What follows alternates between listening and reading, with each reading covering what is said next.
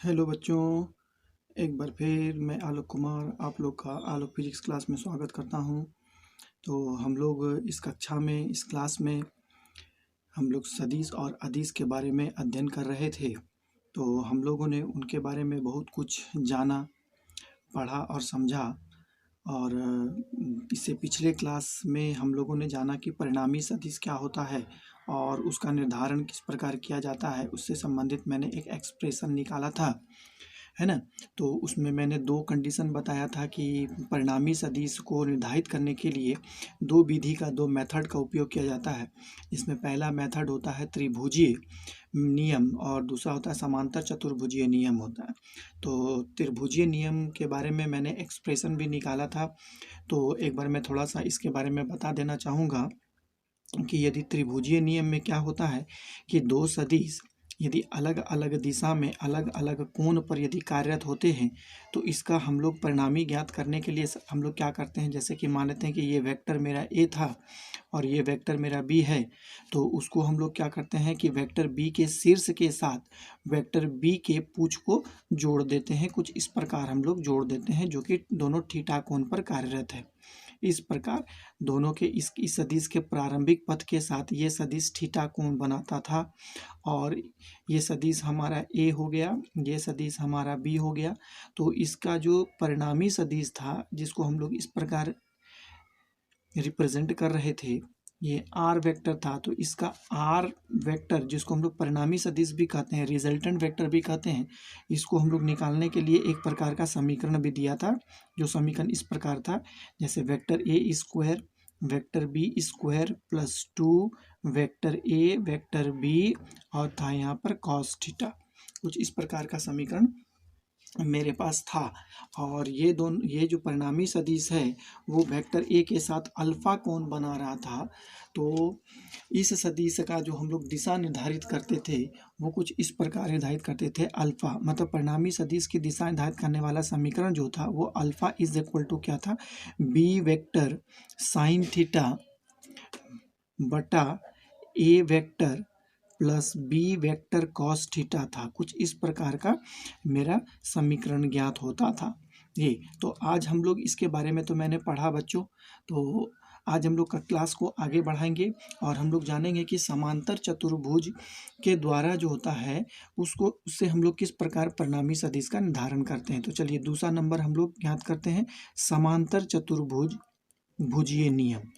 समांतर चतुर्भुजीय नियम क्या होता है, इससे हम लोग किस प्रकार जो है परिणामी सदिश का निर्धारण करते हैं बच्चों, चलिए हम लोग जानते हैं।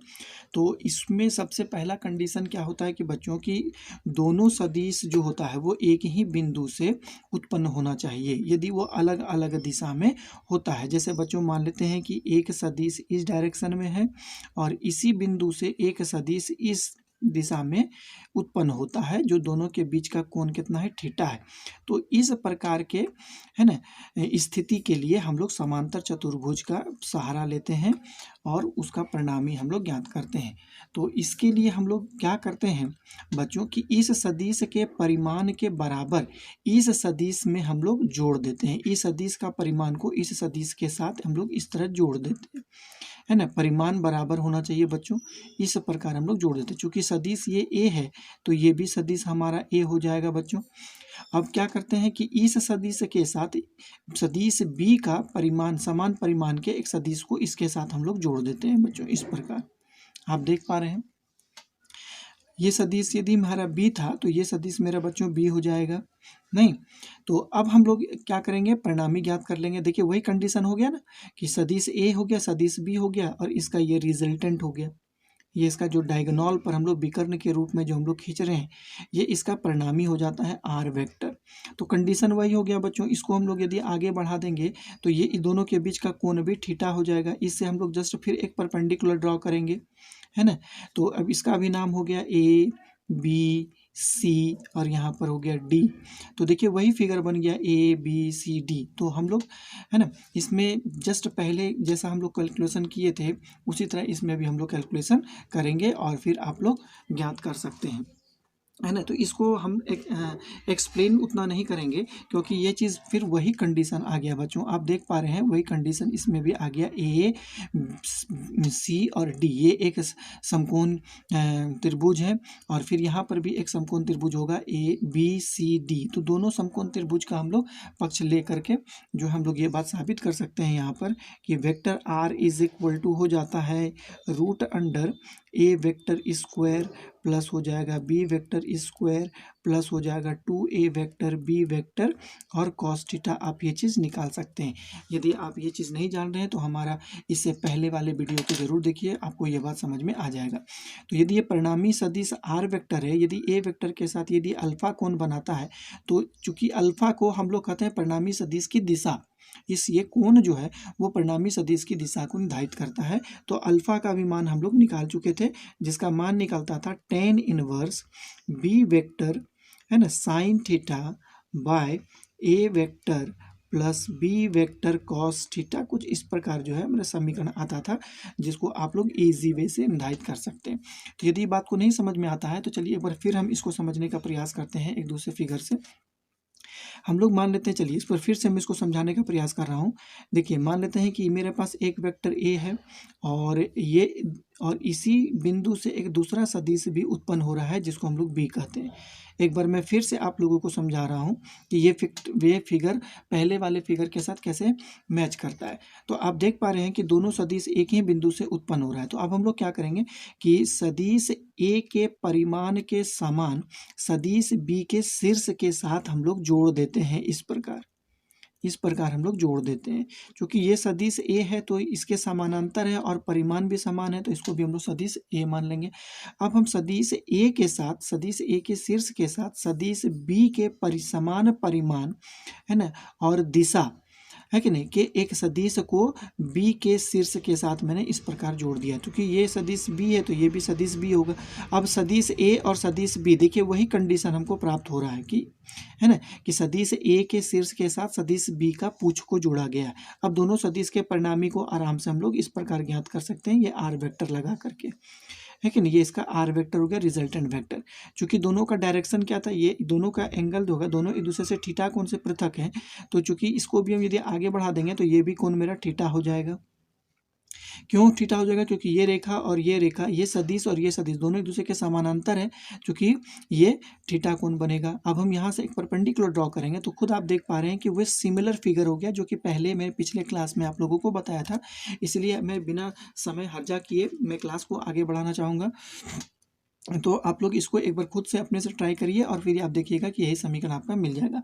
तो कुछ बच्चे हमको कहते हैं कि सर कि जब आप पढ़ाते हैं तो उसी समय न्यूमेरिकल्स बनाइए। नहीं बच्चों, हम मैं पढ़ाने का मेरा एक तरीका यह है कि सबसे पहले हम थ्योरी पोर्शन को पहले कंप्लीट कर देते हैं, उसके बाद लास्ट में हमें एक वीडियो 1-1.5 घंटा का जो भी का उचित समय का एक मैं पूरा न्यूमेरिकल्स क्लास ही बनाऊँगा, जिसमें हर एक पार्ट को मैं क्लियर करूँगा।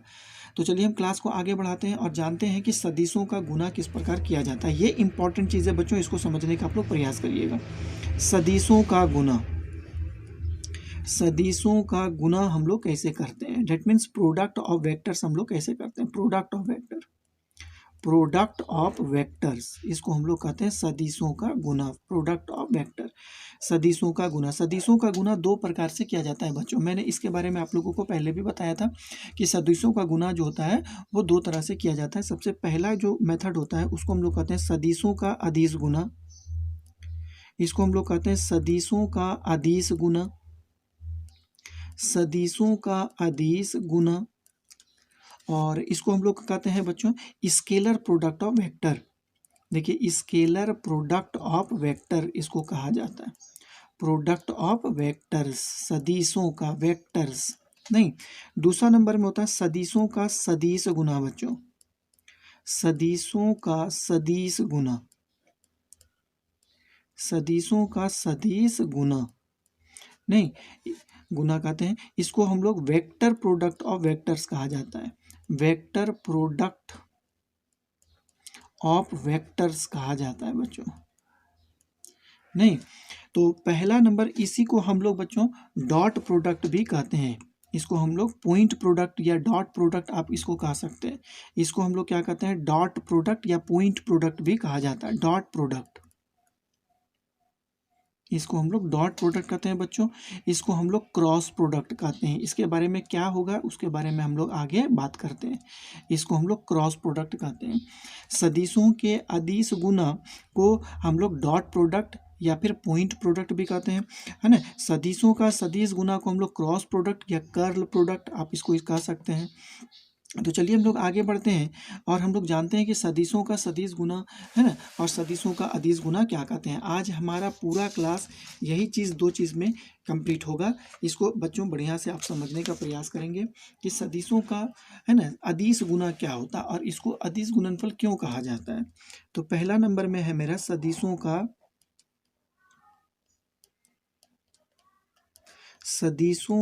अदिश गुना।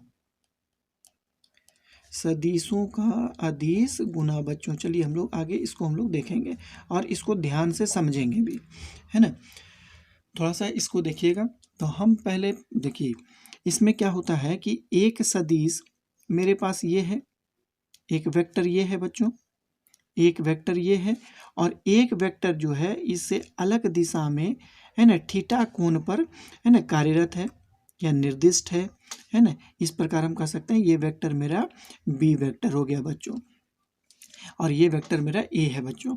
तो चलिए आप लोग गणित में साधारण गुना तो किए होंगे, तो साधारण गुना और सदिश की गुना में क्या अंतर है। सबसे पहले इस बात को हम लोग स्पष्ट कर लेते हैं कि साधारण गुना में सिर्फ परिमाण के गुना को किया जाता है। जैसे कि आपको बोला जाए 3 को आप 2 के साथ मल्टीप्लाई करिए, तो आप लोग क्या करते हैं 2, है ना, इंटू, है ना, 3, तो आप लोग क्या मिलता है, रिजल्ट आपको 6 मिलता है। तो वहाँ सिर्फ परिमाण का गुना था बच्चों, इसलिए आपने इजी गुना कर दिया। लेकिन सदिश के गुना के साथ साथ आपको ये चाहिए कि सदिश का परिमाण तो है ही, लेकिन उसकी दिशा पर भी डिपेंड होना चाहिए, है कि नहीं। सदिश, दो सदिशों का गुना तभी संभव है जब उसका परिमाण तो होगा ही और साथ में दोनों सदिश की दिशा भी बराबर होनी चाहिए। सदिश की दिशा जब तक बराबर नहीं होगी तो कोई भी सदिश, दो सदिशों को आप गुना नहीं कर सकते हैं बच्चों। इसको थोड़ा सा ध्यान दीजिए। तो हम क्या करते हैं कि इस दोनों सदिशों का आप देख पा रहे हैं दिशा जो होता है वो थीटा कोण से अलग है। ये इस दिशा में है, ये इस दिशा में, दोनों के बीच का एंगल थीटा है। तो आप इस दोनों सदिशों को तो गुना कर नहीं पाएंगे बच्चों। तो इस दोनों की सदिशों की दिशा को समान करने के लिए हम क्या करते हैं कि सदिश बी से सदिश ए पर एक प्रक्षेप, प्रोजेक्शन हम एक ड्रॉ करते हैं, इसको कहते हैं प्रोजेक्शन बच्चों। अब इस बी सदिश का हम कंपोनेंट इस सदिश के डायरेक्शन में, सदिश ए के डायरेक्शन में लेते हैं। क्या बोले मैंने बच्चों, एक बार फिर से ध्यान से सुनिएगा कि सदिश बी से सदिश ए पर मैं एक प्रोजेक्शन ड्रॉ करता हूं बच्चों और सदिश बी का कंपोनेंट, है कि नहीं, सदिश ए के डायरेक्शन में लेता हूं। आप ये बात इसमें भी कर सकते थे, आप ऐसे भी इसमें एक ड्रॉ कर सकते थे, प्रोजेक्शन ए से बी में ड्रॉ कर सकते थे और ए का कंपोनेंट आप बी के डायरेक्शन में भी ले सकते थे। मैं बताऊंगा दोनों आप कैसे करेंगे। तो मैंने सबसे पहले दो बातें यहाँ पे हम लिख देता हूं। देखिए देखिए, माना कि सदिश ए तथा सदिश बी, सदिश ए तथा सदिश बी एक दूसरे से थीटा कोण पर कार्यरत हैं, एक दूसरे से थीटा कोण पर, एक दूसरे से थीटा कोण पर कार्यरत हैं, है ना।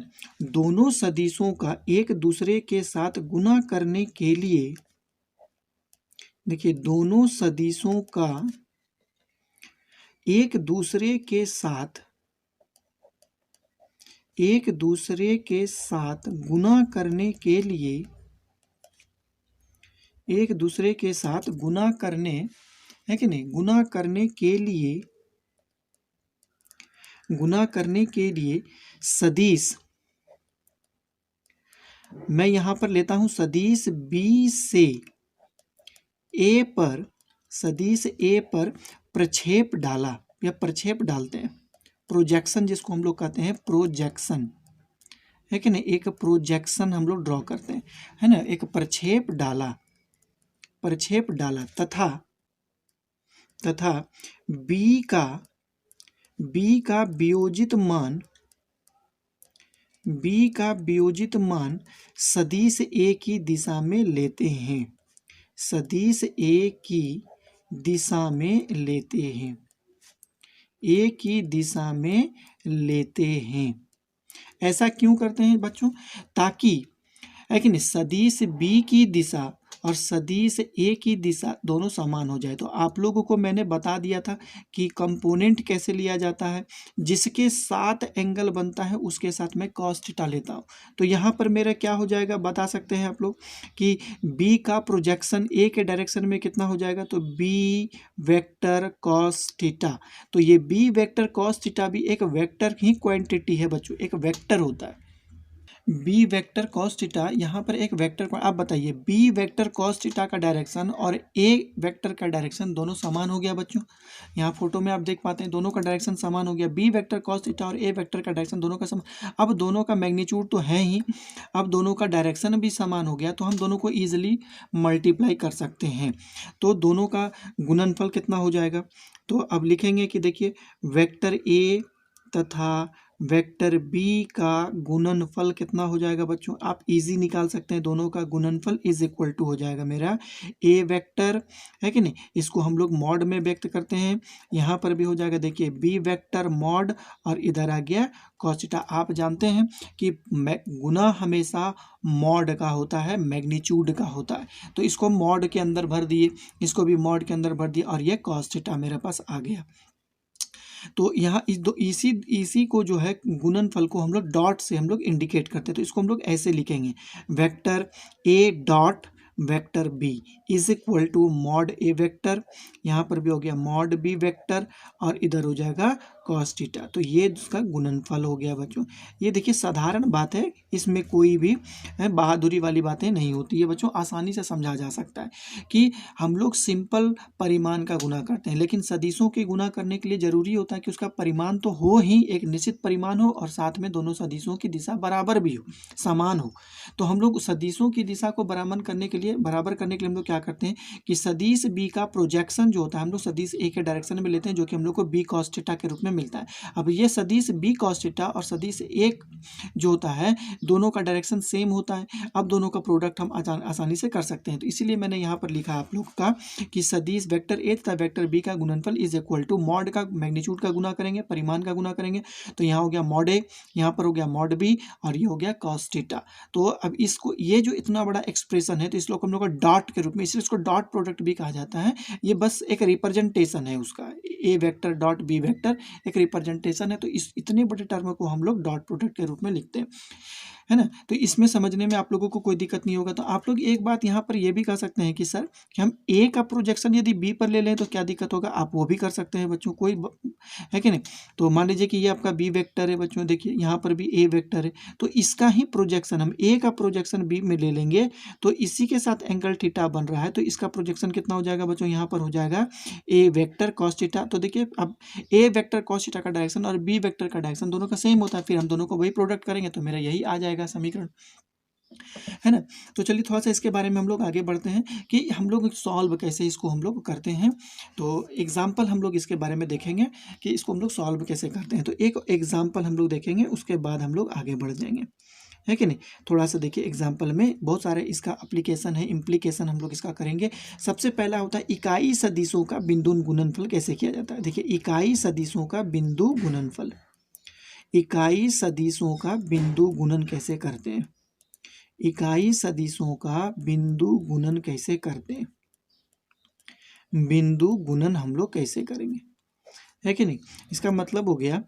एक बात और बच्चों यहाँ पर मैं आपको बता देना चाहता हूँ कि सदिशों का अदिश गुणनफल जो होता है, यहाँ पे मैं वही बात को लिख देता हूँ, वो बात मैं भूल गया था, इसको लिख देता हूँ। देखिए सदिशों का अदिश या बिंदु गुणन, है कि नहीं, डॉट प्रोडक्ट जिसको कहते हैं, बिंदु गुणन एक अदिश राशि होता है, एक अदिश राशि होता है, एक अदिश राशि होता है, एक अदिश राशि होता है। इसका मतलब है कि यदि दो सदिशों का आप यदि अदिश गुणन करेंगे तो वो आपको क्या हो जाएगा, है ना, वो आपको मिलेगा अदिश राशि मिलेगा। इसका बहुत सारा एग्जाम्पल भी है बच्चों। चलिए एक एग्जाम्पल मैं देना चाहूँगा यहाँ पर आप लोगों को, आपको समझिएगा। आप लोग कार्य पढ़े होंगे, बच्चों कार्य, जिसको हम लोग आगे भी इस अध्याय में हम लोग पढ़ेंगे, ये 11th में ही पढ़ेंगे। तो कार्य आप लोग जानते हैं W इज इक्वल टू होता है बल गुना विस्थापन। तो इसको इस प्रकार लिखा जाता है बच्चों, F vector dot S vector. इसका मतलब हो गया कि कार्य जो होता है वो दो सदिश बल और विस्थापन का अदिश गुणनफल होता है, इसीलिए कार्य जो होता है एक अदिश राशि होता है। इसी प्रकार जो होता है बच्चों शक्ति भी होता है, पावर जिसको कहते हैं, वो क्या होता है देखिए बच्चों, बल गुना वेग के गुणन है कि नहीं, बिंदु गुणन को हम लोग क्या कहते हैं, इसको आप लोग ऐसे भी लिख सकते हैं, एफ एस यहाँ पर हो जाएगा कॉस थीटा। अब शक्ति को भी लिख सकते हैं एफ वी, यहाँ पर भी हो जाएगा कॉस थीटा, है ना। और भी बहुत तरह की बातें होती हैं, जैसे कि आप विद्युत फ्लक्स के बारे में पढ़े होंगे, जिसको हम लोग साई से इंडिकेट करते हैं। तो साई इज इक्वल टू भी क्या होता है बच्चों, vector E dot D S होता है बच्चों। ये भी होता है एक अदिश राशि।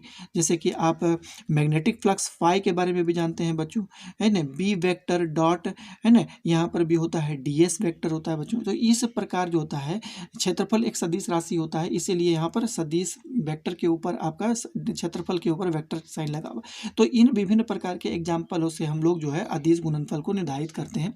तो निर्धारित कैसे करते हैं उसी के बारे में जो है हम बच्चों यहाँ पर आप बता रहे हैं कि सदिश, इकाई सदिश का बिंदु गुणन कैसे किया जाता है। आप लोग इकाई सदिश के बारे में जानते होंगे बच्चों, एक बार हम लोग पहले ही पढ़ चुके हैं कि ये 3 डायमेंशनल स्पेस जो होता है उसमें एक को हम लोग एक्स एक्सिस कहते हैं, एक को हम लोग वाई एक्सिस कहते हैं, एक को हम लोग जेड एक्सिस कहते हैं। एक्स एक्सिस के डायरेक्शन को इंडिकेट करने के लिए हम लोग आई कैप का प्रयोग करते हैं, वाई एक्सिस के डायरेक्शन को इंडिकेट करने के लिए हम लोग जे कैप का, और के जेड के को हम लोग इंडिकेट करने के लिए डायरेक्शन को के कैप का हम लोग यूज़ करते हैं। तो इसी का हम लोग यदि बिंदु गुणन करेंगे तो क्या मिलेगा, तो चलिए हम लोग आई को आई के साथ ही यदि हम लोग बिंदु गुणन करेंगे, जैसे आई डॉट आई, तो इसका बिंदु गुणनफल कितना होगा। यदि हम आई को आई के साथ ही यदि हम लोग उसका बिंदु गुणन करेंगे तो कितना मिलेगा। तो चलिए, तो हम लोग जानते हैं इकाई सदिश किसको कहते हैं, वैसा सदिश जिसका परिमाण इकाई होता है। तो इसका मतलब सबसे पहले मॉड आई होगा, यहाँ पर भी मॉड आई होगा। अब बता सकते हैं आई और आई के बीच का डायरेक्शन कोण कितना होगा, एंगल क्या होगा। तो चूंकि एक पैरेलल होगा, आई यहाँ पर है, एक और एक्स एक्सिस यहाँ पे ले लेंगे तो दोनों का डायरेक्शन पैरेलल है, तो पैरेलल होता है तो उसके दोनों के बीच का एंगल 0 डिग्री होता है। तो यहाँ पर क्या हो जाएगा बच्चों, कॉस 0 डिग्री हो जाएगा। और आप जानते हैं कि कॉस 0 डिग्री का वैल्यू कितना होता है, 1 होता है।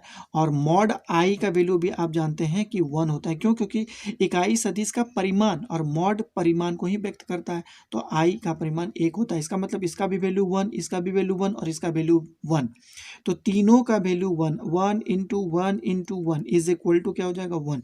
इसका मतलब क्या हो गया कि आई को आई के साथ यदि हम मल्टीप्लाई करेंगे, आई को आई के साथ मल्टीप्लाई करेंगे तो प्रोडक्ट हमको 1 मिलता है। इसी प्रकार हम जे को जे के साथ भी यदि हम प्रोडक्ट करते हैं, यूनिट वेक्टर है कि नहीं, जे डॉट जे को भी इसी तरह हम करेंगे तो यहाँ पर भी होगा मॉड जे, और यहाँ पर क्या होगा कॉस 0 डिग्री। तो तीनों का परिमाण कितना हो गया, 1 होता है, तो ये इसका भी प्रोडक्ट 1 आएगा। इसी प्रकार हम लोग के का भी करेंगे, तो यहाँ पर भी हो गया के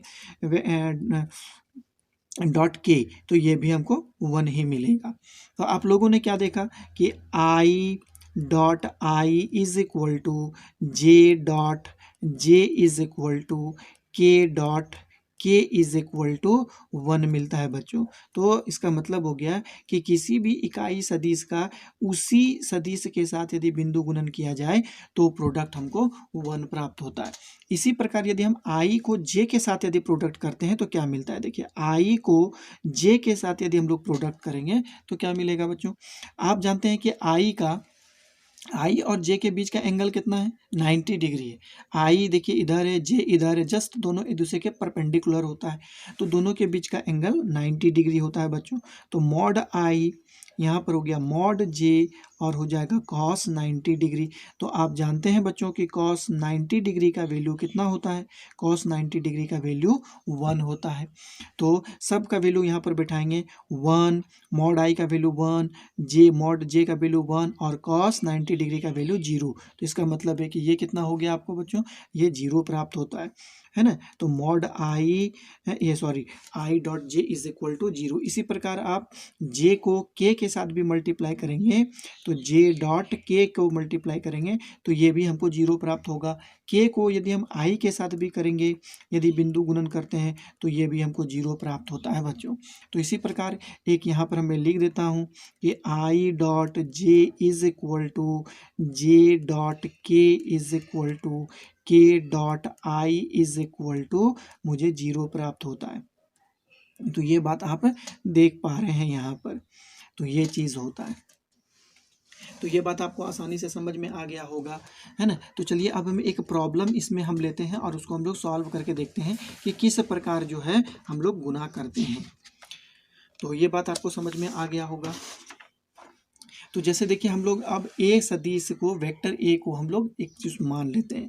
देखिए वेक्टर ए यहाँ पर है मेरा, तो इसको हम लोग इस प्रकार मानेंगे। देखिए बच्चों ए एक्स आई कैप है कि नहीं, plus A Y J cap और plus A Z K cap. इस प्रकार मैंने ए को एक्सपेंड करके लिख दिया। इसी प्रकार मैं बी वेक्टर को भी लिखूंगा, तो ये हो गया B X I cap plus B Y J cap plus B Z K cap. अब इसको हम लोग चलिए मल्टीप्लाई करके देखते हैं कि बिंदु गुणन किस प्रकार किया जाता है। तो हम लोग लिखेंगे vector A dot vector B is equal to क्या हो जाएगा, A X I cap plus A Y J cap plus A Z K cap dot यहाँ पर हो गया A B X I cap plus B Y J cap plus B Z K cap होगा। तो चलिए हम लोग इसको मल्टीप्लाई करेंगे। तो मल्टीप्लाई करना इसको बहुत आसान है। पहले ए एक्स को इस तीनों के साथ मल्टीप्लाई करेंगे तो क्या होगा बच्चों, पहले मैं इसको पूरा तोड़ देता हूँ। ए एक्स को बी एक्स के साथ मल्टीप्लाई करूँगा। देखिए ए एक्स बी एक्स ये क्या हो गया, I cap dot I cap plus हो जाएगा ए एक्स को बी वाई के साथ मल्टीप्लाई करेंगे तो यहाँ पर क्या होगा ए एक्स बी वाई ये हो जाएगा I dot J cap plus A X को बी जेड के साथ मल्टीप्लाई करूँगा तो ये हो जाएगा A X B Z I cap dot K cap होगा बच्चों। अब हम लोग ए वाई को इन तीनों के साथ मल्टीप्लाई करेंगे, इसको इसके साथ, तो मैं यहाँ पे लिखना चाहूँगा प्लस देके यहाँ पे लिखूँगा तो ए वाई बी एक्स बच्चों, तो यहाँ पर भी होगा देखिए जे डॉट आई कैप हो गया प्लस यहाँ पर ए वाई को बी वाई के साथ मल्टीप्लाई करूँगा A Y B Y J dot J हो गया प्लस ए वाई को बी जेड के साथ मल्टीप्लाई करेंगे तो A Y B Z J dot K हो गया बच्चों। फिर प्लस अब ए जेड को इस तीनों के साथ मल्टीप्लाई करेंगे तो यहाँ पर क्या हो जाएगा देखिए, है ना, यहाँ पर हो जाएगा ए जेड बी एक्स के cap dot I cap plus A Z को बी वाई के साथ मल्टीप्लाई करेंगे तो ये हो जाएगा के कैप डॉट जे कैप। फिर इसको इसके साथ मल्टीप्लाई करेंगे बच्चों तो यहाँ क्या हो जाएगा ए Z B Z K cap dot K cap. तो आप लोग इस मल्टीप्लाई को देख पा रहे होंगे, इसको अपने कॉपी में ज़रूर एक बार आप लोग अपने से सॉल्व करने का प्रयास करिए। तो अभी मैंने बताया आप लोगों को कि आई डॉट आई, ये चीज़ संबंध मैंने अभी तुरंत आप लोगों को बताया होगा, है कि नहीं, कि I dot I is equal to J dot J is equal to K dot K is equal to 1 होता है। इसी प्रकार आई डॉट जे जे डॉट के, है ना, K dot I is equal to 0 होता है। तो जहाँ सेम टर्म है, आई जैसे आई है, जे है, के है, वहाँ पर हम लोग 1 रखेंगे और जहाँ विषम है, विपरीत है ना, वहाँ पर हम लोग 0 रखेंगे। जैसे 1 ये होगा, 1 ये होगा, 1 ये होगा, बाकी सारा टर्म 0 हो जाएगा। तो हमको यहाँ पर क्या मिला बच्चों, ए एक्स बी एक्स, ये टर्म में मेरा 0 हो जाएगा, ये भी टर्म में मेरा 0 हो जाएगा बच्चों, ये भी टर्म में मेरा 0 हो जाएगा बच्चों, है ना, और ये टर्म में मेरा ए वाई बी वाई बचेगा बच्चों, और ये टर्म में भी मेरा 0 हो जाएगा। अब ये टर्म में भी मेरा 0 हो जाएगा बच्चों, ये टर्म, तो यहाँ पर भी 0 हो गया, ये टर्म में भी 0 हो जाएगा बच्चों, और यहाँ पर क्या बचेगा, ए जेड बी जेड। इस प्रकार तो हम लोग सब 0 को हटा करके इसको हम लोग सिस्टमेटिक ढंग से अरेंज करके हम लोग लिखेंगे। ये क्या लिखेंगे, ए एक्स बी एक्स, यहाँ पर हो गया ए वाई बी वाई प्लस हो जाएगा ए जेड बी जेड। तो हम लोग ऐसे इसको मल्टीप्लाई करते हैं और ये समीकरण मुझे एक मिलता है।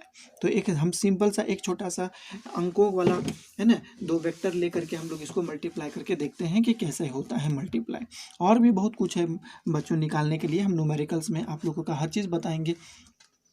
जैसे कि देखिए, जैसे कि मान लेते हैं कि A vector is equal to मेरे पास है 3i plus 6j plus 2k, ये एक वेक्टर हो गया। B vector is equal to मेरे पास जैसे है i plus 7j plus 5k, ये दो वेक्टर है मेरे पास। आप लोगों को बोला जाएगा कि A vector dot B vector is equal to निकालने। तो सबसे पहले इसको हम लोग लिखेंगे कि 3i plus 6j plus 2k dot is equal to i plus 7j plus यहाँ पर हो जाएगा 5k निकालते हैं। तो हम लोगों को पूरा मल्टीप्लाई नहीं करना है, सिर्फ i को i के साथ, j को j के साथ और k को k के साथ मल्टीप्लाई कर देंगे। तो i को i का मल्टीप्लाई करेंगे तो ये 3 हो जाएगा, है कि नहीं। j को j के साथ मल्टीप्लाई करेंगे तो कितना हो जाएगा, 7 6 जा 42 होता है और 5 2 जा होता है 10, हम जानते हैं।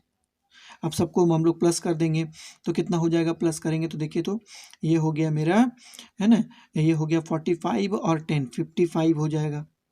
तो देखिए आप यहाँ पर कोई डायरेक्शन हमको तो मिला नहीं, इस जब हम a डॉट बी हम लोग मल्टीप्लाई करते हैं तो कोई डायरेक्शन का सिंबल हमको नहीं मिलता है। तो ये 55 एक न्यूमेरिकल वैल्यू है हमको, ये एक क्या मिलता है हम लोगों को, न्यूमेरिकल वैल्यू मिलता है। तो आप जानते हैं कि न्यूमेरिकल वैल्यू है ना is just like a scalar quantity होता है, ये स्केलर क्वांटिटी है, इसीलिए हम लोग कहते हैं कि डॉट प्रोडक्ट एक स्केलर क्वांटिटी होता है। तो यदि आप लोगों को बोला जाए बच्चों कि इस दोनों वेक्टर के बीच का डायरेक्शन क्या आप लोगों का क्या होगा, दोनों वेक्टर के बीच का कोण क्या होगा, जैसे इसी प्रॉब्लम में हम यहाँ दिखा देंगे कि वेक्टर ए वेक्टर बी के बीच का कोण ज्ञात कीजिए, के बीच का कोण ज्ञात करें। ये आप लोगों का ये हम लोग आगे न्यूमेरिकल्स में देखेंगे। तो सबसे पहले आप लोगों को ये चीज़ निकालना पड़ेगा, जैसे A vector dot B vector is equal to, हम लोग जानते हैं कि मॉड ए होता है vector mod B is equal to cos theta. तो ये थीटा जो होता है, जैसे कि मैंने आप लोगों का बनाया था एंगल इस प्रकार, तो दोनों के बीच का कोण ये थीटा होता है, इसका मतलब हमको कॉस थीटा निकालना पड़ेगा इसमें। तो cos theta is equal to क्या हो जाता है, इसका फार्मूला बनता है वेक्टर ए वेक्टर बी और यहाँ मॉड ए वेक्टर मॉड ए और यहाँ वेक्टर मॉड बी। तो आप ए वेक्टर डॉट बी वेक्टर तो निकाल लिए बच्चों, लेकिन मॉड आप कैसे निकालेंगे, तो मॉड ए निकालने का सब एक आप लोगों को मैंने फार्मूला बताया था मॉड निकालने के लिए 3 डायमेंशन स्पेस में, है कि नहीं। तो मॉड निकालने का फार्मूला क्या होता है, ए एक्स स्क्वायर प्लस होता है ए वाई स्क्वायर प्लस होता है ए जेड स्क्वायर। ये मॉड निकालने का फार्मूला मैंने बताया था आप लोगों को। इसी प्रकार बी वेक्टर का मॉड भी मैंने निकाल लूँगा इस प्रकार, है ना। यहाँ पर हो जाएगा B X square B Y square और यहाँ पर हो जाएगा बी जेड स्क्वायर, इस प्रकार निकालेंगे। अब यहाँ पे सारा वैल्यू हम बैठा देंगे तो यहाँ पे क्या हो जाएगा फार्मूला मेरा, दोनों के बीच का डायरेक्शन निकालने का फार्मूला हो जाएगा cos theta is equal to हो जाएगा, जैसे यहाँ पे लिख देता हूँ A X A Y J plus होता है ए जेड के और यहाँ पर डॉट ये हो जाएगा बी एक्स आई कैप, यहाँ पर हो जाएगा बी वाई जे कैप और यहाँ पर भी हो जाएगा बी जेड के कैप और नीचे में होगा बटा रूट अंडर ये हो जाएगा A x square A Y square और ये होगा ए जेड स्क्वायर। और फिर हम लोग इसको इस प्रकार करेंगे B X square B Y square और ये हो जाएगा बी जेड स्क्वायर। तो कॉस थीटा का फॉर्मूला निकालने का इतना बड़ा समीकरण होता है जिसको आप लोग इजी सॉल्व कर सकते हैं, है कि नहीं। हम लोगों ने ए डॉट बी तो निकाला, मॉड भी निकाल लूँगा, बी का मॉड तो हम लोग आगे न्यूमेरिकल्स में देखेंगे। पहले आप लोग इसको बढ़िया तरह से समझने का प्रयास करिए। जब तक आप लोग थ्योरी पोर्शन को पहले नहीं समझ जाते हैं तब तक आप आगे नहीं बढ़ पाएंगे बच्चों। तो चलिए आज ये डॉट प्रोडक्ट था, हम लोग अब देखेंगे कि क्रॉस प्रोडक्ट को हम लोग किस प्रकार कहते हैं। तो इनमें इम्पॉर्टेंट बातें क्या क्या आई। सबसे पहले हम लोगों ने डॉट प्रोडक्ट के लिए जाना कि किसी भी दो वेक्टर क्वांटिटी को जब हम लोग डॉट प्रोडक्ट करते हैं तो दोनों प्रोडक्ट हम लोगों को स्केलर क्वांटिटी प्राप्त होता है बच्चों, है ना। किस प्रकार मल्टीप्लाई करते हैं, है ना, यूनिट वेक्टर का इकाई सदिशों का डॉट प्रोडक्ट किस प्रकार किया जाता है, दोनों का मल्टीप्लाई किस प्रकार किया जाता है, दोनों का डायरेक्शन कैसे निकाला जाता है बच्चों। तो इतनी बातों पर मैंने चर्चा किया। तो चलिए अब हम लोग देखेंगे सदिशों का अदिश गुना किस प्रकार किया जाता है। हाँ, मैं बार-बार आप लोगों को ये बात बता रहा हूँ कि पूरे लेसन के समाप्ति पर मैं एक एपिसोड ज़रूर बनाऊँगा। पूरे न्यूमेरिकल्स का 1 घंटा न्यूमेरिकल्स आप लोगों को प्रैक्टिस में कराऊँगा। बहुत ज़्यादा टास्क भी दूँगा, उसमें आप लोगों को बनाना है। तो चलिए, जो अभी मैं बताने के लिए जा रहा हूँ वो सबसे इम्पॉर्टेंट चीज़ है और उसे समझने के लिए आप लोगों को काफ़ी प्रैक्टिस करने की आवश्यकता होगी। तो हम लोग यहाँ पर पढ़ेंगे अभी कि सदिशों का सदिश गुणनफल किस प्रकार किया जाता है। सदिशों का सदिश गुणनफल, सदिशों का सदिश गुणनफल, ये बहुत ही इंटरेस्टेड है बच्चों। थोड़ा सा ध्यान इसमें आप लोगों को सिर्फ देने की आवश्यकता होती है। मैं पहले बता देता हूँ कि सदिशों का सदिश गुणनफल एक सदिश राशि होता है। क्यों? क्योंकि आप देखिएगा कि सदिशों का सदिश गुणनफल में आप लोगों को डायरेक्शन भी मिलेगा, है ना। तो इसमें इसको हम लोग दो तरह से सिंबल से रिप्रेजेंट करते हैं। इसको हम लोग, है ना, रोटेशनल प्रोडक्ट भी कहते हैं। इसको 3 तरह से प्रोडक्ट किया जाता है। कोई कोई किताब में आप पढ़ेंगे तो आप लोग अच्छी अच्छी किताबों में आप पढ़ेंगे तो आप लोगों को अलग अलग, है ना, शब्दों का उपयोग करने को मिलेगा। डॉट प्रोडक्ट नहीं, सॉरी बच्चों, यहाँ इसको कहते हैं क्रॉस प्रोडक्ट। पहला को हम लोग को कहते हैं क्रॉस प्रोडक्ट, दूसरा को कहते हैं कर्ल प्रोडक्ट। कर्ल प्रोडक्ट, है ना। कर्ल का मतलब ही होता है रोटेशन बच्चों, रोटेशन, रोटेशनल प्रोडक्ट इसको भी हम लोग कहते हैं, है कि नहीं। Cross cross product, curl, curl का मतलब क्या होता है रोटेशन, और रोटेशनल प्रोडक्ट, इसको 3 तरह से नाम से आप लोग इंडिकेट करते हैं। जनरली हम लोग की किताबों में क्रॉस प्रोडक्ट का ही यूज़ किया जाता है। तो इसमें 2 वेक्टर के बीच में रोटेशन होता है। तो आप लोग रोटेशन तो जानते होंगे बच्चों। रोटेशन क्या होता है? रोटेशन 2 तरह से संभव पॉसिबल होता है कि नहीं। आप कहीं भी रोटेट करते हुए किसी भी, है ना, ऑब्जेक्ट को यदि आप लोग मेज़र कर रहे होंगे तो रोटेशन आपको 2 तरह से मिलेगा बच्चों। एक क्या होता है, जैसे मैं घड़ी का सिंबल बना देता हूँ, यहाँ पर 12 होता है, यहाँ 3, यहाँ पे 6 और यहाँ पे 9 होता है बच्चों। यहाँ पर होता है 12, यहाँ पे 3, यहाँ 6 बच्चों, यहाँ 9। तो एक रोटेशन में होता है एक, है कि नहीं, rotation in the direction of, है कि नहीं, वॉच, घड़ी के दिशा में घूर्णन। और एक होता है रोटेशन बच्चों घड़ी के विपरीत दिशा में घूर्णन। घड़ी के विपरीत दिशा में आप लोग देख पा रहे होंगे, घड़ी के विपरीत दिशा में घूर्णन।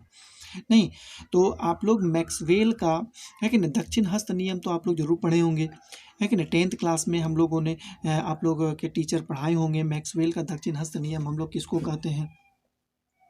मैक्सवेल का दक्षिण हस्त नियम हम लोग किसको कहते हैं, हम लोग इस बात को अच्छी तरह से जानते हैं। तो एक बार मैं फिर आप लोगों को इसका रिवीजन करा देना चाहूँगा। मेरे यहाँ पर हाथ को पहले देखिएगा कि मैक्सवेल का दक्षिण हस्त नियम कुछ इस प्रकार होता है बच्चों। अपने दक्षिण हस्त मतलब राइट हैंड को, है ना, आप अपने ग्रीप को इस प्रकार मोड़ लें और अंगूठा को ऊपर उठा दें बच्चों, है कि नहीं। तो अंगूठा जो है वो डायरेक्शन ऑफ रोटेशन को इंडिकेट करता है, मतलब घूर्णन की दिशा को इंडिकेट कर रहा है ये रोटेशन। और आपका जो ग्रीप है, ये जो ग्रीप का रोटेशन जो होता है वो उस वेक्टर के रोटेशन को इंडिकेट करता है कि वो वेक्टर की डायरेक्शन में रोटेट कर रहा है। आप लोग अभी मेरे अंगुली को देखिए और बताइए कि अंगुली सब जो है, मेरे फिंगर जो है वो किस डायरेक्शन में रोटेट कर रहे हैं, वो एंटी क्लॉकवाइज डायरेक्शन में रोटेशन हो रहा है। आप देख पा रहे हैं कि यदि यहाँ पर कलम की सुई को मैं 12 यदि मानता हूँ तो देखिए अंगुली मेरा इस प्रकार इधर आ रहा है, वो अंगुली इधर की ओर जा रहा है, तो इसका मतलब एंटी क्लॉकवाइज डायरेक्शन में रोटेशन हो रहा है। और जब एंटी क्लॉकवाइज डायरेक्शन में रोटेशन होता है तो रोटेशन का डायरेक्शन मेरे अंगूठा को बता रहा है कि वो अपवार्ड होगा। वहीं यदि अपोजिट डायरेक्शन में रोटेशन करेंगे, ये देखिए ये रोटेशन जो होता है इसके जस्ट अपोजिट, इसको इस प्रकार रोटेशन कहेंगे, है कि नहीं। एक रोटेशन ऐसे होता है, इसको घड़ी के सुई के विपरीत दिशा में रोटेट करता है तो यह अपवार्ड में होता है। ये जस्ट उल्टा देते हैं, यह घड़ी के सुई की दिशा में रोटेशन हो रहा है तो ये डाउनवर्ड दिशा में डायरेक्शन का रोटेशन होता है बच्चों। तो हम देखिए इस फिगर में यदि हम कहेंगे कि यदि यहाँ पर कोई ऑब्जेक्ट यदि घड़ी की सुई की दिशा में रोटेट कर रहा है तो रोटेशन का डायरेक्शन जो होता है वो जस्ट, है ना, perpendicular to the plane of paper होगा। इसका मतलब होता है कि इस प्लेन जो आप देख पा रहे हैं इसके नीचे की ओर होगा, अंदर की ओर होगा और इस प्रकार होगा। ये आप एक तरह से इंडिकेट करिए, जो मेरा पेन का जो नीब है वो रोटेशन को, डायरेक्शन ऑफ रोटेशन को इंडिकेट कर रहा है, घूर्णन की दिशा को इंडिकेट कर रहा है। तो आप यदि इस फिगर के लिए यदि हम देखेंगे, इस फिगर के लिए यदि हम लोग देखते हैं कि घूर्णन की दिशा यदि घड़ी की सुई की दिशा में है तो इसका डायरेक्शन का रोटेशन किधर होगा, जस्ट डाउनवर्ड डायरेक्शन में होगा, नीचे की ओर होगा, इस प्रकार होगा। और यदि ये घड़ी के सुई के विपरीत दिशा में यदि रोटेट कर रहा है तो रोटेशन का डायरेक्शन क्या होगा, ये ऊपर की ओर होगा, इस प्रकार होगा, है कि नहीं। तो आप लोग मैक्सवेल के दक्षिणस्थ नियम को, है ना, अच्छा से उसको एक बार कॉन्सेप्ट में ले आइए। जब तक ये बात आपको कॉन्सेप्ट में नहीं होगा तब तक आप जो है इसको बातों को नहीं समझ पाएंगे। तो आप लोग जो है इसको अच्छा तरह से कॉन्सेप्ट करिए और आगे हम लोग चलिए बढ़ते हैं और इसको हम लोग जानने का प्रयास करेंगे। इस प्रकार देखिए, मान लेता हूँ कि मेरे पास एक सदिश है, ये ए वेक्टर है और एक वेक्टर मेरा इस प्रकार है, यहाँ पर इसका नाम मैं देता हूँ बी वेक्टर है। नहीं, तो आप लोग जान पा रहे हैं कि सदिश ए सदिश बी की दिशा की ओर रोटेट कर रहा है, घूम रहा है। तो ये रोटेशन आप लोग बता सकते हैं कि किस प्रकार है, ये घड़ी की सुई की दिशा में घूर्णन गति कर रहा है कि घड़ी की सुई के विपरीत दिशा में। तो यदि आपको इस प्रकार के प्रश्न को हल करना पड़े तो आप अपने दिमाग में सबसे पहले आप यहाँ पे 12 घड़ी के ऊपर जो है एक 12 के अंकों को आप याद रखिए, क्योंकि घड़ी के ऊपर में 12 होता है। अब आप इसको इंडिकेट कर सकते हैं कि ये घड़ी की दिशा में घूम रहा है या घड़ी के सुई के विपरीत दिशा में घूम रहा है। तो आप देख पा रहे होंगे कि ये 12 को यदि इधर पार करेगा तो ये घड़ी के सुई की दिशा में होगा और यदि इधर से पार करेगा तो घड़ी के सुई के विपरीत दिशा में होगा। तो ये रोटेशन जो होता है इस प्रकार, इस दिशा में घड़ी के सुई के विपरीत दिशा में रोटेट कर रहा है। तो मैक्सवेल का दक्षिणावर्त नियम लगाइए इस प्रकार। तो ये एंटी क्लॉकवाइज डायरेक्शन, तो रोटेशन कागज के तल के लंबवत ऊपर की ओर होगा। तो इस रोटेशन का डायरेक्शन जो होगा वो इस प्रकार होगा, कागज के तल के लंबवत ऊपर की ओर होगा, इस प्रकार, है कि नहीं। और घूर्णन की दिशा को मैं दिखा देता हूं एन कैप। एन कैप जो है वो घूर्णन की दिशा को इंडिकेट कर रहा है। तो आप लोग ये बात जान रहे हैं कि ए और बी दो सदिश जो है वो एक ही प्लेन में है, एक ही प्लेन पर है। वो प्लेन क्या है बच्चों, ये प्लेन जो है मेरा वो कागज है कि नहीं, वो प्लेन जो है वो कागज है। और घूर्णन की दिशा जो होती है वो कागज के तल पे लंबवत इस प्रकार होगी, आप देख पा रहे होंगे, इस प्रकार होगी। घूर्णन के इस प्रकार है कि नहीं, लंबवत होगी, कागज के तल के लंबवत ऊपर की ओर है। और दोनों वेक्टर किस में है, वो इस प्लेन पर है, कागज पर है। देख पा रहे हैं कि वेक्टर ए है और वेक्टर बी है, वो इस दोनों प्लेन पर है। और इस दोनों के घूर्णन की दिशा जो घड़ी की सुई के विपरीत दिशा में घूम रहे हैं, घूर्णन की दिशा क्या होगी, जस्ट इसके परपेंडिकुलर ऊपर की ओर होगी, जस्ट परपेंडिकुलर। वहीं यदि दोनों वेक्टर एक घड़ी की सुई की दिशा में, यदि बी वेक्टर एक ही और घूमता तो इसकी घूर्णन की दिशा नीचे की ओर हो जाती बच्चों, है ना। लेकिन यहाँ पर जो फिगर मैं बना रहा हूँ वो बना रहा हूँ घड़ी के सुई के विपरीत दिशा में, ताकि आपको समझने में आसानी हो, है ना। यहाँ पे सदिश ए सदिश बी की और गति कर रहा है, घूर्णन गति कर रहा है, जिससे, है ना, इसके घूर्णन की दिशा ए और बी के द्वारा निर्मित तल के जस्ट ऊपर की ओर परपेंडिकुलर है, ऊपर की ओर, ना कि नीचे की ओर परपेंडिकुलर है, ऊपर की ओर परपेंडिकुलर है। तो जिसका डायरेक्शन को मैंने एन कैप दे दिया। तो ये जो प्लेन बन रहा है, इस प्लेन का कंपोनेंट हमको इस डायरेक्शन पे लेना है। किस डायरेक्शन पे लेना है, परपेंडिकुलर डायरेक्शन में। तो आप बता सकते हैं कि दोनों का जो प्रोडक्ट होगा वो दोनों का मैग्नीट्यूड का प्रोडक्ट होगा। तो मैग्नीट्यूड का प्रोडक्ट हम क्या करेंगे, ए बी प्रोडक्ट हो गया, और दोनों के बीच का एंगल यहाँ पर थीटा है। तो आप जान पाते हैं कि यदि थीटा एंगल है तो इसके परपेंडिकुलर डायरेक्शन में कंपोनेंट साइन थीटा होगा, जो कि आप लोगों को मैंने वियोजन के समय में बढ़िया तरह से बता दिया था। तो ये क्या हो गया, ए बी साइन थीटा। ये ए बी साइन थीटा किसका प्रोडक्ट हो गया, इस प्लेन का जो आपका कंपोनेंट है इन परपेंडिकुलर डायरेक्शन में, वो क्या होगा, ए बी साइन थीटा। क्योंकि ये वेक्टर ए है, ये वेक्टर बी है, ये एक क्षेत्रफल क्रिएट कर रहा है, ये एक क्षेत्रफल है। तो क्षेत्रफल क्या होता है, दोनों का मैग्नीट्यूड का प्रोडक्ट होता है। तो इस प्लेन का मैंने परपेंडिकुलर डायरेक्शन में कंपोनेंट ले लिया, तो मुझे क्या मिला, ए बी साइन थीटा।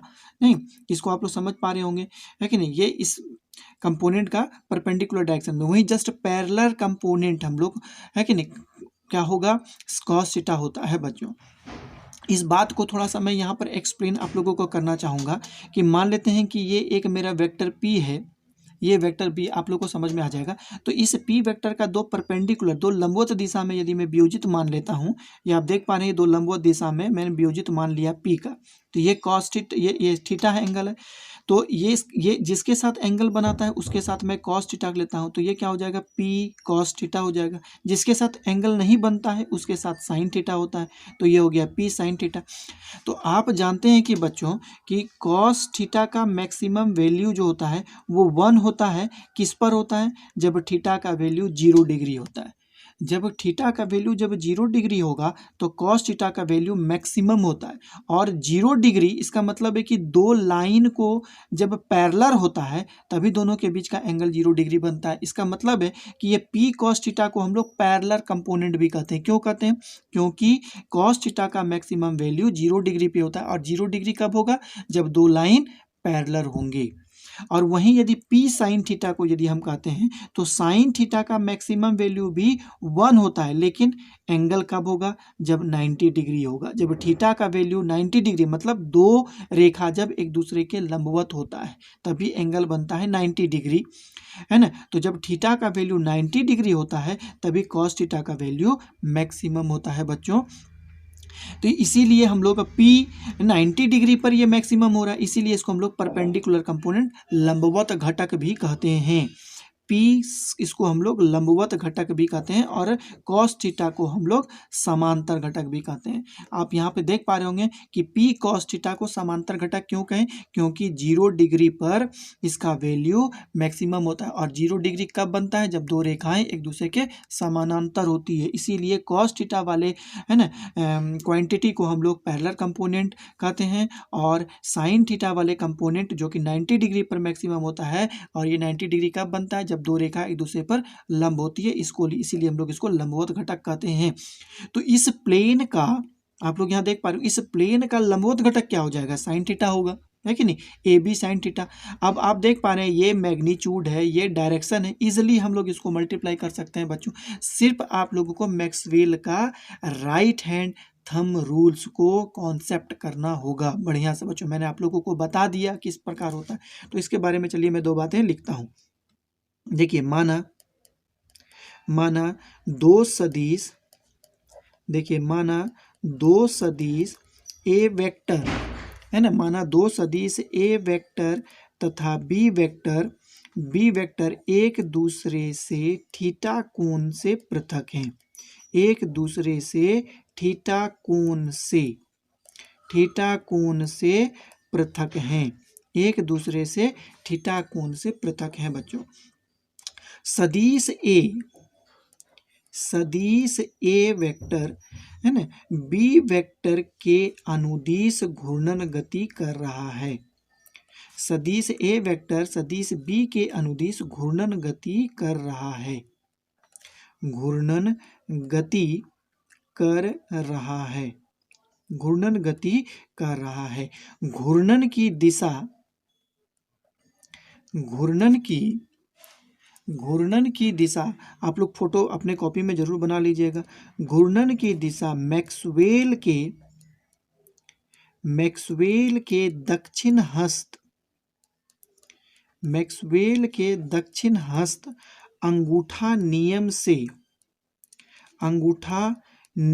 से या फिर आप स्क्रू नियम से भी दे सकते हैं। स्क्रू नियम से भी आप लोग दे सकते हैं। मैक्सवेल के दक्षिण हस्त अंगूठा नियम से घूर्णन की दिशा मैक्सवेल के दक्षिण हस्त अंगूठा नियम से दिया जाता है। यहाँ सदिश ए घड़ी की सुई के विपरीत दिशा में घूर्णन गति कर रहा है।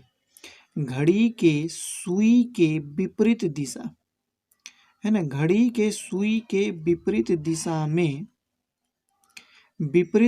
में घूर्णन गति कर रहा है। अतः घूर्णन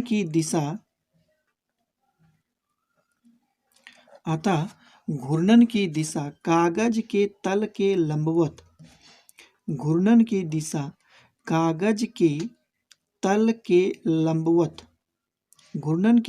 कागज के तल के लंबवत ऊपर की ओर होगी, है कि नहीं? इस दिशा को एन कैप से सूचित किया गया है ना। इस दिशा को एन कैप से सूचित किया गया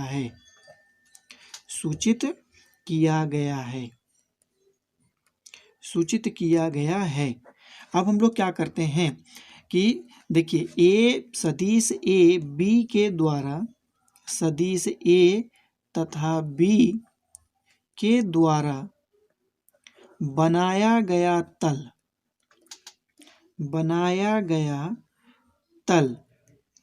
तल का वियोजित मान है ना घूर्णन की दिशा में लेते हैं। घूर्णन की दिशा में लेते हैं जो हमें किस रूप में प्राप्त होता है बच्चों? जो हमें A B mod sine theta के रूप में प्राप्त होता है।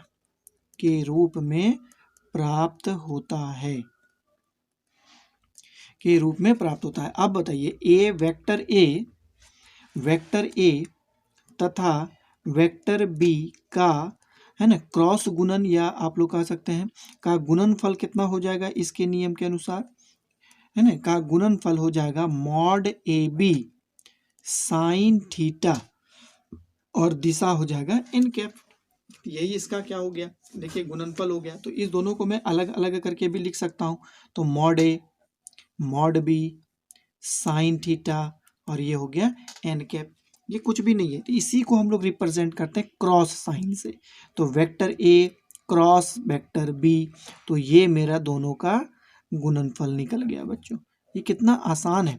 मैं एक फोटो को एक बार फिर से बना देता हूँ। यहाँ पर वेक्टर ए है, ये वेक्टर बी है, इसका घूर्णन की दिशा एन कैप है, ये एन कैप है, ये वेक्टर ए है, वेक्टर बी है, ये इस दिशा में रोटेट कर रहा है बच्चों। कंपोनेंट लिया बच्चों ए बी, यहाँ पर हो गया साइन थीटा।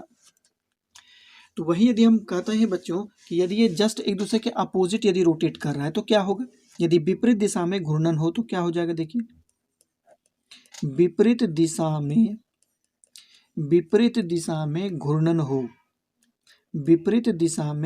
घूर्णन हो तो क्या हो जाएगा बच्चों? तो यदि विपरीत दिशा में घूर्णन होगा, जिस प्रकार हम यहाँ पर दिखा देते हैं कि एक सदिश ये है और एक सदिश ये है बच्चों। सदिश ए है, ये सदिश बी है। अब मान लेते हैं कि सदिश बी ए की दिशा में घूर्णन गति कर रहा है, ये दोनों के बीच का एंगल। तो मैक्सवेल का दक्षिणांश लगाइएगा। तो ये देख रहे हैं कि घड़ी की सुई की दिशा में घूर्णन गति कर रहा है। तो मैक्सवेल का दक्षिणांश नियम बताता है कि इसके घूर्णन की दिशा कागज के तल के लंबवत नीचे की ओर होगा। इस प्रकार होगा, कागज के तल के लंबवत नीचे की ओर होगा, ये एन कैप हो जाएगा, है ना। तो फिर इस प्लेन का हमको कंपोनेंट लेना पड़ेगा बच्चों इधर। तो ये हो जाएगा मेरा ए बी, है ना, ए बी और यहाँ पर साइन। चूंकि एंगल को हम लोग क्या कर रहे हैं, नेगेटिव ले रहे हैं बच्चों। एंगल नेगेटिव हो रहा है क्योंकि हम लोग यहाँ पर एंगल को इस प्रकार लिया था और यहाँ पर एंगल हम लोग अपोजिट डायरेक्शन में ले रहे हैं, इसीलिए यहाँ पर हो जाएगा माइनस साइन थीटा। और minus sine theta is equal to होता है माइनस साइन थीटा। नहीं, हम यहाँ पे लिख देते हैं sine minus theta is equal to क्या होता है, माइनस साइन थीटा। तो ये जो हमको मिल रहा है क्या मिलेगा, ए बी और यहाँ पर मिलता है साइन थीटा, इस प्रकार।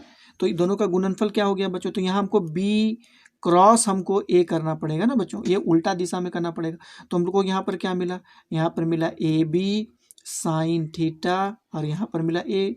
तो B cross A is equal to, हम अलग अलग करके लिख देते हैं, माइनस ए, है ना, मॉड माइन, है ना, बी और यहाँ पर हो गया साइन थीटा एन कैप। तो आप लोग देख पा रहे हैं यहाँ पर कि यदि वेक्टर का रोटेशन यदि बदल जाता है तो उसके साथ एक माइनस साइन आ जाता है ना। तो कहने का मतलब हो गया कि आप यहाँ पर खुद देख पा रहे हैं कि यदि क्रॉस ए क्रॉस बी और बी क्रॉस ए, तो दोनों बराबर नहीं है, दोनों बराबर नहीं है। तो इसका मतलब है कि यहाँ पे डायरेक्शन इन्वॉल्व हो रहा है, डायरेक्शन उल्टा हो रहा है। आप एक कह सकते हैं कि डायरेक्शन उल्टा होने के वजह से माइनस साइन आया है यहाँ पर, नहीं।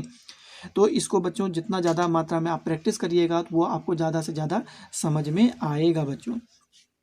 तो चलिए हम लोग थोड़ा सा इसके बारे में हम लोग देखेंगे और जानेंगे क्या होता है ना।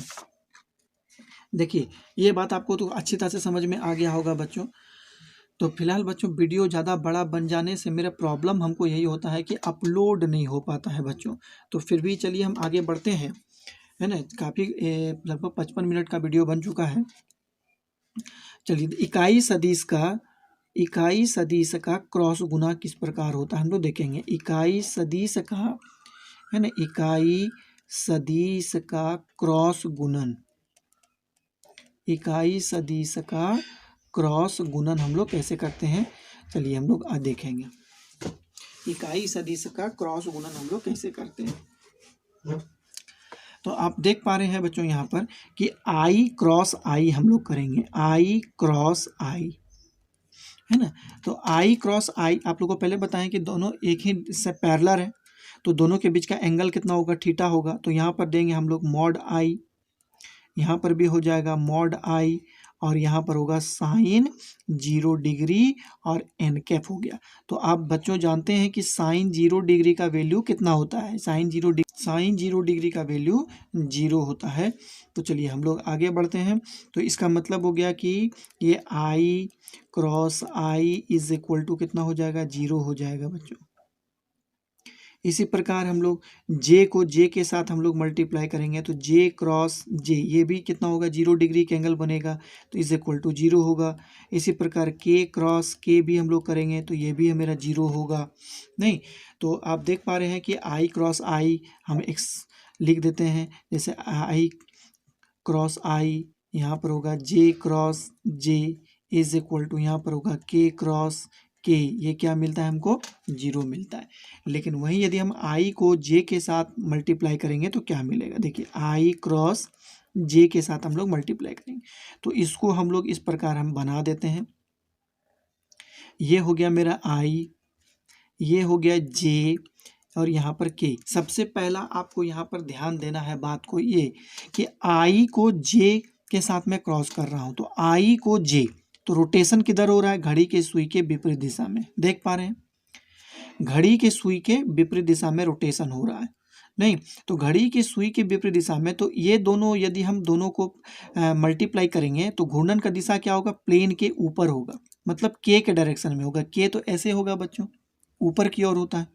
तो इसका मतलब हो गया यहाँ पर देखिए बच्चों, मॉड आई मॉड जे, और यहाँ पर आई और जे के बीच का एंगल भी मेरा कितना है, 90 डिग्री है। तो यहाँ पर हो गया साइन 90, और इसका रोटेशन का डायरेक्शन क्या होगा, के कैप। तो के कैप आप जानते हैं बच्चों, साइन 90 क्या होगा, इज इक्वल टू 1 होगा। आप जान पा रहे हैं कि आई और जे का परपेंडिकुलर कौन है, के है, नहीं, और इसके ऊपर है। आपको मैंने कहा था कि घर का कोना देखिए, एक हो गया आई, एक हो गया जे, और उसके ऊपर हो गया, नीचे नहीं हो रहा है, ऊपर है कि नहीं, ऊपर। तो ये यदि वो एंटी क्लॉकवाइज डायरेक्शन में घड़ी की सुई के विपरीत दिशा में रोटेशन करेंगे तो घूर्णन का डायरेक्शन ऊपर होगा, और ऊपर यहाँ पर के है कि नहीं। तो ये इसीलिए मैं के लिया हूँ, इसको समझिए। Mod I 1 J, mod J 1 sine 90 is equal to 1, तो यहाँ पे सिर्फ क्या बचता है, के कैप बचता है। तो इसका मतलब है कि आई है ना, cap J cap is equal to K cap होगा बच्चों, ये चीज़ याद रखिए। उसी प्रकार यदि हम जे को के डायरेक्शन में यदि हम रोटेट कराते हैं, अब एक बार देखिए, जे को के डायरेक्शन में, तो ये भी घड़ी की सुई के विपरीत दिशा में है बच्चों। तो आप जस्ट इसके परपेंडिकुलर कौन होगा बच्चों, आई होगा, तो यहाँ पे लिखेंगे हम लोग आई कैप करेंगे। अब हम के को आई के डायरेक्शन में रोटेट कराते हैं बच्चों, है कि नहीं, आई के को आई के डायरेक्शन में, तो देखते हैं के को आई के डायरेक्शन में, ये भी एंटी क्लॉकवाइज डायरेक्शन में रोटेशन हो रहा है। तो ये दोनों का परपेंडिकुलर जे है, तो यहाँ पर हो जाएगा जे हो जाएगा बच्चों। तो ये बात आप लोगों को समझ में आ गया होगा। लेकिन अब हम लोग फिर एक बार मैं फ़ोटो बनाता हूँ, इसको सेपरेट करके फिर से एक बार फ़ोटो बनाता हूँ इस प्रकार। यहाँ पर हो गया आई, ये हो गया जे, और ये हो गया के। अब मैं रोटेट कराता हूँ कि जे क्रॉस आई क्या होगा। तो आप देख पा रहे हैं जे क्रॉस आई, ये क्या हो गया, घड़ी की सुई की दिशा में रोटेशन हो गया। तो रोटेशन का डायरेक्शन क्या होगा, इस प्लेन के नीचे होगा, इसका मतलब माइनस आएगा बच्चों। आपको हम बताया था कि जस्ट उल्टा करेंगे तो, है कि नहीं, माइनस आता है। तो घड़ी के सुई के दिशा में हो रहा है, तो रोटेशन का डायरेक्शन नीचे की ओर होगा। मेरा पेन का नीब देख पा रहे हैं, ये नीचे की ओर होगा, है कि नहीं। तो माइनस का साइन लगेगा यहाँ पर, माइनस के कैप हो जाएगा बच्चों, नहीं, माइनस 90 होगा, माइनस 90 डिग्री। तो फिर यहाँ पर है ना, देखिए अब हमको आई को के साथ कराते हैं, आई क्रॉस के इज इक्वल टू, इस दोनों का परपेंडिकुलर नीचे के डायरेक्शन में माइनस जे हो जाएगा बच्चों, नहीं। और अब हम लोग क्या करते हैं कि जे को हम क्या आई को क्या के क्रॉस जे यदि होगा बच्चों, तो क्या होगा, K cross J is equal to, दोनों का परपेंडिकुलर डायरेक्शन आई है, और ये भी रोटेशन घड़ी के सुई की दिशा में हो रहा है, इस प्रकार रोटेशन मैं करा रहा हूँ। तो ये घड़ी की सुई की दिशा में हो रहा था, इसीलिए के क्रॉस जे कराऊंगा, तो यहाँ पर हो जाएगा माइनस आई कैप होगा। तो ये बात आप देख पा रहे होंगे। तो ये 3 सिंबल है। तो इसको याद रखने का सबसे एक अच्छा तरीका है बच्चों, सर्कल से आप इसको याद रखिए, सर्कल से यहाँ पर होता है आई, या आप इसको जे ही मान लीजिए, ऊपर जे होता है, ये आई होता है, ये के होता है। यदि ये घड़ी की सुई की दिशा में घूर्णन करता है ना, यदि ये घड़ी की सुई की दिशा में घूर्णन करेगा इस प्रकार, तो नेगेटिव साइन आता है, नहीं। और यहाँ पर फिर देखिए बच्चों, इसको याद रखने का तरीका, यहाँ पर जे है, यहाँ पर आई है, यहाँ पर के। यदि ये घड़ी की सुई की दिशा के विपरीत यदि रोटेशन करता है बच्चों, तो प्लस साइन आता है। मैंने क्या बोला, फिर से एक बार याद, घड़ी की दिशा के यदि में रोटेशन करता है, घड़ी की सुई की दिशा में रोटेशन करता है, तो माइनस साइन आता है बच्चों। और घड़ी की सुई के विपरीत दिशा में रोटेशन करता है तो प्लस साइन आता है बच्चों। यहाँ पर जैसे इसको दिखाता हूँ, घड़ी आई, जैसे आई को, है कि नहीं, हाँ, जैसे देखिए हम घड़ी के जे क्रॉस आई है ना, घड़ी की सुई के विपरीत दिशा में रोटेट करा रहे हैं, है कि नहीं, घड़ी की सुई की दिशा में रोटेट हो रहा है। तो यहाँ पर क्या हो गया, जे क्रॉस आई, तो इसके माइनस के हो जाएगा। इसी प्रकार जे क्रॉस आई हुआ, और आई क्रॉस यदि हम के करेंगे बच्चों, तो आई क्रॉस यहाँ पर माइनस जे हो जाएगा।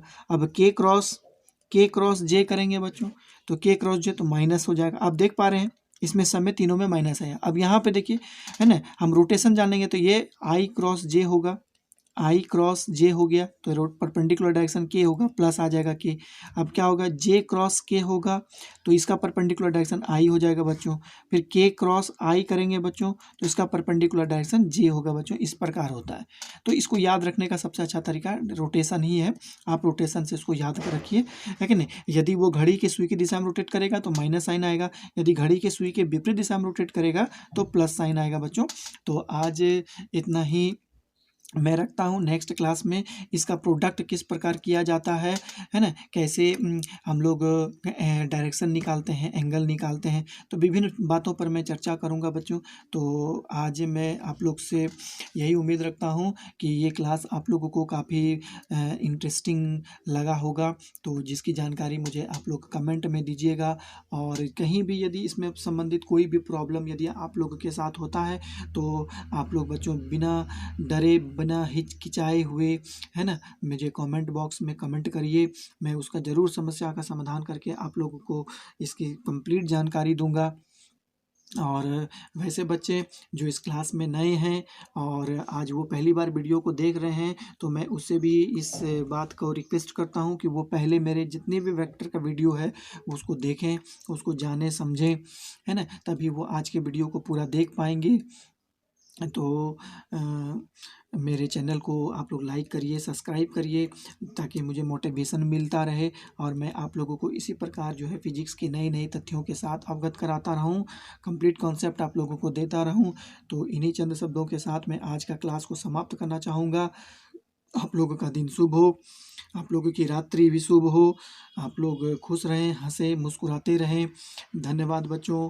Thank you for watching video. Thank you.